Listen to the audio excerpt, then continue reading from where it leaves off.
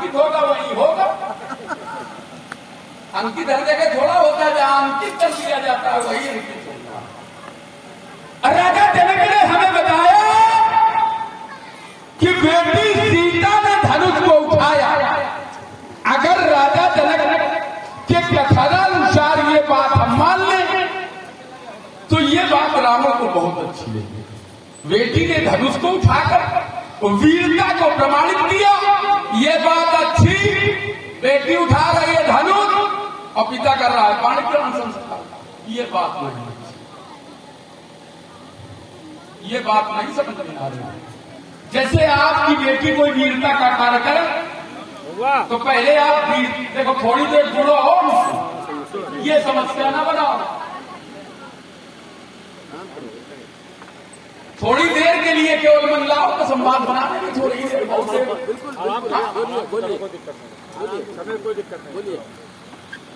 नहीं, समय की हमारे साथ दिक्कत नहीं है, समय हमसे पीछे चलता है, हम समय के आगे चलते हैं। समय की कोई समस्या नहीं है, समय जहां हम कहते हैं वही करता है। बेटी सीता ने धनुष को उठाया। जैसे आपकी बेटी कोई वीरता का कार्य करे तो आप क्या करेंगे? उसका प्रोत्साहन करेंगे। बेटी को वीरता के पद पे आगे बढ़ाओगे कि उसका पाणी ग्रहण संस्कार करेंगे? जैसे आपकी बेटी पढ़ने में बहुत अच्छी है तो क्या करोगे? उसका प्रोत्साहन करेंगे। अगर सीता ने धनुष को उठाया था तो ये पिता होने के साथ इस राज्य का राजा था, इसे वीरता का कोई पुरस्कार दे देता, बेटी को वीरता के पद पर आगे बढ़ा देता, लेकिन ऐसा नहीं किया। मिथिला विद्वानों की नगरी है, इस पर भी कोई कारण होगा। उपस्थित मिथिला समाज से इस कारण को मैं जानूंगा कि कौन सा ऐसा कारण रहा कि राजा जनक ने बेटी को वीरता के पद पर न आगे बढ़ाकर पाणी ग्रहण संस्कार के पद पर आगे बढ़ा दिया।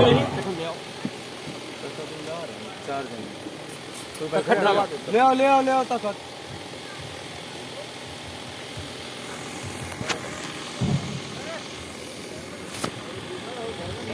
नहीं भागेगा नहीं, बस थोड़ा उठ गया, बस बैठ गया। तखल लगावा कहा है, तखल लगा दे, फिर बैठे रहो यही।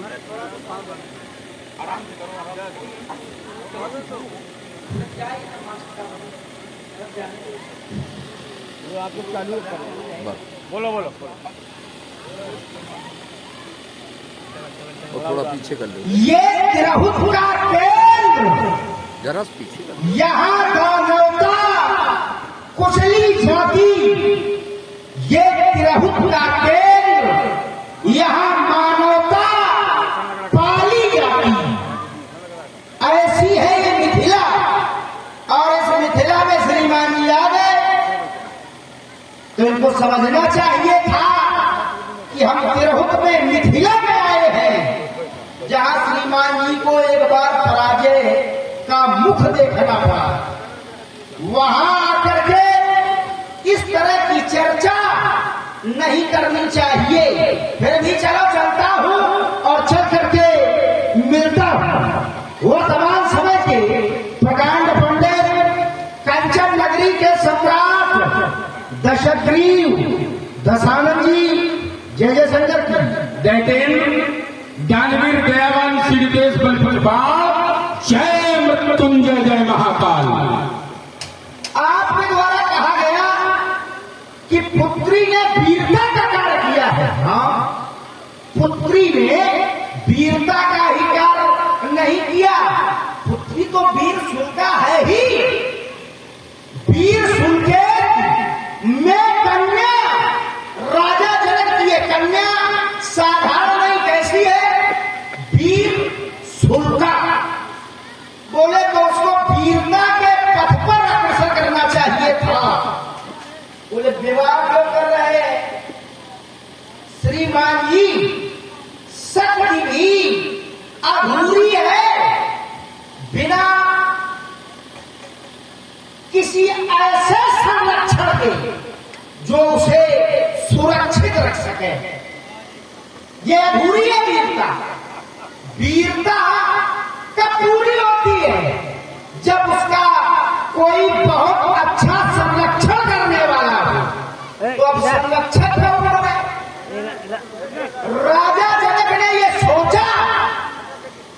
कि पुत्री वीर शुल्का है तो इसके संरक्षण के लिए किसी वीर की खोज की जाए।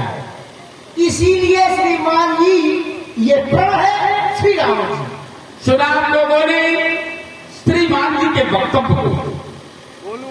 मैंने मिथिला में एक बात रखी कि राजा जनक ने हमें बताया कि बेटी सीता ने धनुष को उठाया, तो मैंने कहा फिर राजा जनक ने सीता को वीरता के पथ पर आगे क्यों नहीं बढ़ाया? ध्यान देना रहेगा, ये सब होता रहेगा। उधर पीछे रखो, पीछे। राजा जनक को वीरता के पथ पर बेटी को आगे बढ़ाया जाना चाहिए, लेकिन राजा जनक ने ऐसा नहीं किया। राजा जनक ने बेटी ने जिसको उठाया उसे पर प्रण कर दिया और सीता पथ की खोज करने लगे। जबकि व्यवस्था यह है कि बेटी ने अगर धनुष को उठाकर वीरता को प्रमाणित किया था तो पहले वीरता का कोई पुरस्कार दिया जाना चाहिए या वीरता के पथ पर आगे बढ़ाया जाना चाहिए। बेटी का पाणी ग्रहण संस्कार आवश्यक ही नहीं, अति आवश्यक ही है।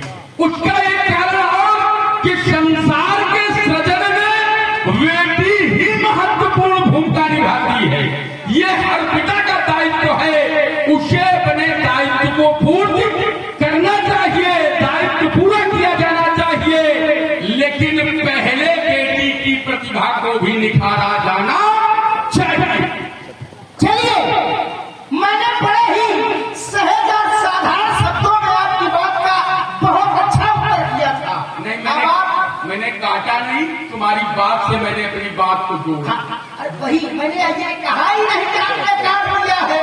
चलिए, मैंने कहा था जब तक सत्य का संरक्षण न हो। अब राजा जनक अपनी वीर शुल्का पुत्री का विवाह क्यों कर रहे हैं, इस पर विचार करें।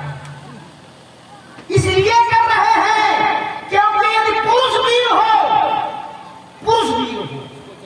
तो शक्ति के कार्य करे, वीरता के कार्य करे, लेकिन यदि महिला वीर है तो उससे शक्ति को बढ़ावा कैसे मिलेगा, इस पर विचार करें। उससे शक्ति को प्रधानता तब मिलेगी जब वह वीर पुत्रों को उत्पन्न करेगी। इसलिए राजा जनक ने पुत्री का विवाह करने का निर्णय लिया है श्री राम। चलिए, इस बात को भी तुम्हारी थोड़ी देर के लिए मान लें तो बात फिर एक समस्या बन जाएगी। फिर राजा होने के नाते राजा का दायित्व समाज की ओर भी जाता है। राजा का संबंध समाज से पिता और पुत्र के बराबर होता है, तो संदेश समाज में क्या जाएगा? संदेश बेटी का विवाह कर देने के पश्चात समाज में क्या संदेश जाएगा कि बेटी ने अगर धनुष को उठाया था तो बेटी को वीरता के पथ पर क्यों आगे बढ़ाया नहीं गया? फिर तो अगर जिस दिन से जिस घर में किसी बेटी का जन्म हो जाएगा तो इस बूढ़े पिता के मन में एक ही बात आएगी कि हमें बेटी का पाणी ग्रहण संस्कार करना। फिर कौन भेजेगा उन्हें गुरुकुल? कौन इनकी प्रतिभा को निखारेगा? अरे हम कहते हैं उस शक्ति को फिर कौन दुर्गा बनाएगा, उस शक्ति को फिर कौन चंडी बनाएगा? इसकी भी आवश्यकता समाज में कभी न कभी पड़ती है। यद्यपि ये परिस्थितियों के वशीभूत भी बनती है, क्योंकि ये बात तुम कह सकते हो, ये परिस्थितियों के वशीभूत भी बनती है, तो ऐसी परिस्थितियां समाज में जन्म न लेने पावे। राजा का नैतिक दायित्व, राजा का चिंतन यहाँ भी होना चाहिए। राजा का चिंतन बिल्कुल ठीक चल रहा है। आपने कहा बोले फिर पिता अपनी पुत्रियों का या कन्याओं का पाण ग्रहण करने की सोचेंगे तो कोई अनुचित नहीं सोचेंगे, ये बिल्कुल ठीक सोचेंगे। चलिए, बोले फिर दुर्गा चंडी कैसे बनेगी? अरे श्रीमान जी कहाँ सोचे हैं?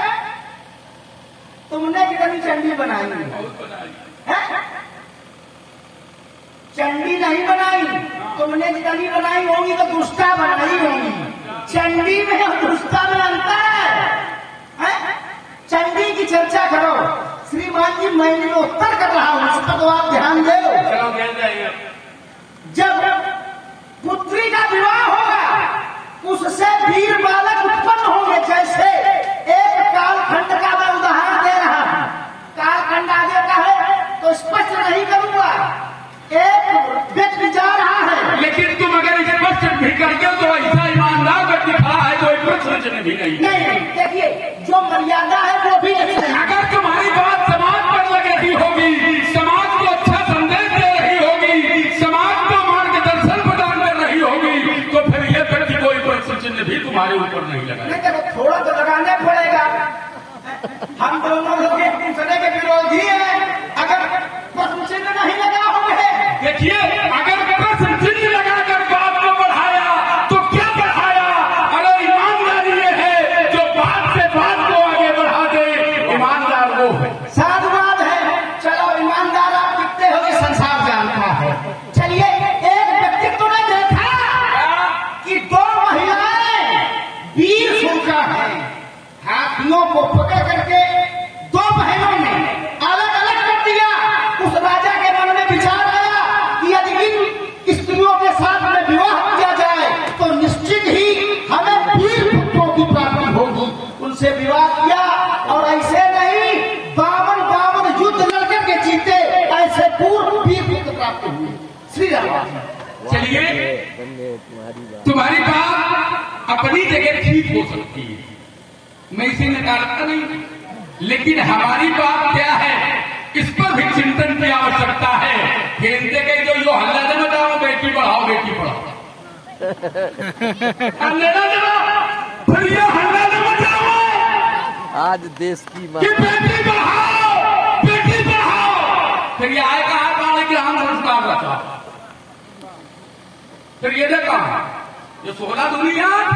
रुक जाओ, तो क्या पाक है संस्कार? बेटी के प्रगट पर अवरोध है क्या? बेटी पढ़ाओ बेटी पढ़ाओ, मैं ये नहीं कह रहा हूं कि अवरोध है, वो बेटी की अग्रणी भूमिका है। मैंने पहले कहा था संसार के सृजन में उसकी सबसे बड़ी भूमिका है, लेकिन अब देखिए लेकिन लग गया, और लेकिन लग जाए चूंकि परंतु ये सब समस्या कहीं न कहीं बना देते हैं। लेकिन विषय यही था कि बेटी का विवाह किया जाए, लेकिन उसकी प्रतिभा को निखारा भी जाए। इसे ये बिल्कुल आज एक बात बताओ हमें तुम सीधी कि धनुष का टूटने पर हमारा विरोध, हम विरोध कर रहे हैं, तुम इनके समर्थन में का आए हो? हम समर्थन में से ये है कि जो समस्या तुम बनाए घूम रहे हो, ये समस्या किसी और ने नहीं, इन्होंने ही उत्पन्न की। जैसे तुमको राजा जनक ने बताया होगा, बताया था ये पढ़ क्यों किया? क्या बताया था? ये बताया था कि बेटी ने धनुष को उठाया था, धनुष को उठाया। बड़े बड़े वीर जिसे तिलमात्र हिला नहीं पा रहे, वो पंचवर्षीय खंडवर्षीय कन्या के हाथों से उठ गए। चलिए, तो समस्या उत्पन्न हुई इनके द्वारा। समस्या एक बार और उत्पन्न हुई, एक घटना में एक बार समस्या और उत्पन्न हुई। सीता ने तो धनुष को उठाया था और मैंने भगवान शंकर का पूरा घर उठाया। वाह, बहुत बढ़िया। धन्य है, सत्य है। सीता ने केवल धनुष उठाया था और मैंने भगवान शंकर का निवास स्थान उठाया था, तो भगवान शंकर ने भी हमें वीरता का प्रमाण पत्र दिया था, एक नाम दिया था। इसके पहले लोग हमें दशानन कहते थे, लेकिन जैसे भगवान शंकर के घर का हम धारण करने का मन बनाया, तो भगवान शंकर ने एक नाम हमें रावण भी दिया। और तुम्हारे जैसे लोग बहुत मिलिए, पूछिए कभी उठाओ, कहाँ उठाओ, तो हमको स्वामी जी एक प्रमाण पत्र दो, तो एक चंद्रहास में दिया, तो दो खट्टम महाचित्तम, तो उठाने पर भगवान शंकर ये देते हैं कि विवाह देते हैं। ना ना ना, देखिए अब इसमें भी रुक जाओ। बेटी ने ये उठाया तो क्या बेटी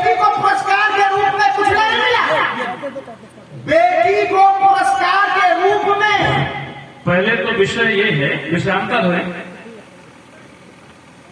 वीरता और विवाह अलग है।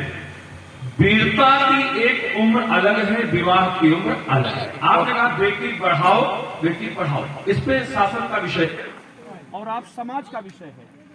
जल्दी से आगे लेकर स्टार्ट कराओ। बड़ा सुंदर प्रश्न चल रहा है। बहुत बिल्कुल बिल्कुल बिल्कुल बहुत ही गहन विषय है, गहन बिंदु है। जी हाँ बिल्कुल त्रिवेदी जी, आपके द्वारा लोग मिलते हैं तो कुछ न कुछ विषय गहन करना पड़ता है। सही सही सही है यथार्थ है भैया। चलिए जो क्या दोस्त हो यहाँ तुम्हारे दोस्त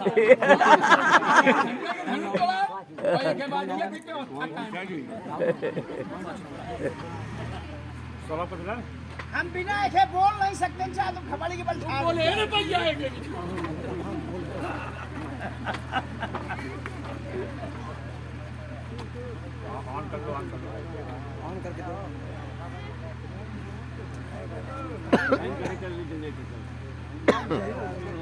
अरे अंकित हाँ जब बैठो बेटा यार, ये ईमानदारी नहीं है तुम्हारी।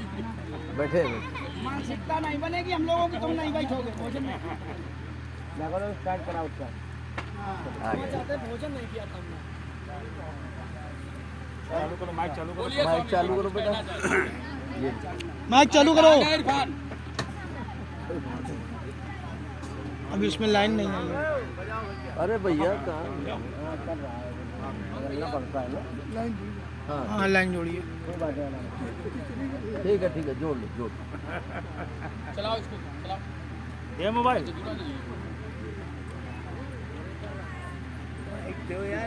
अरे ना भाई तुम डराओ ना हो।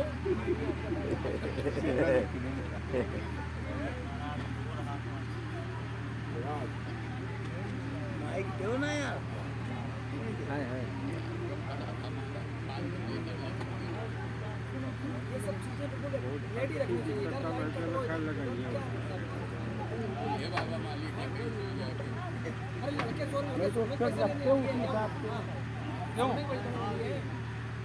अरे ये बनाओ, ये चालू करो भाई।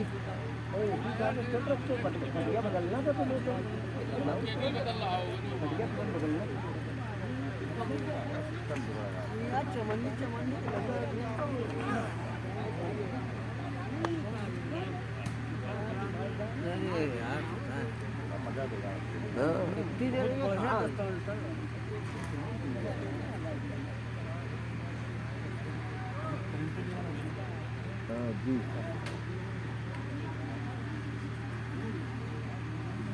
नहीं जोड़े पा रहा हो।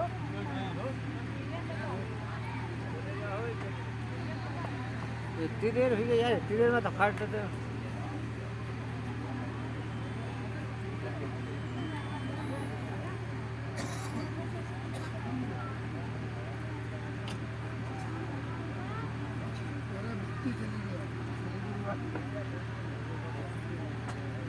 बैटरी वाला हो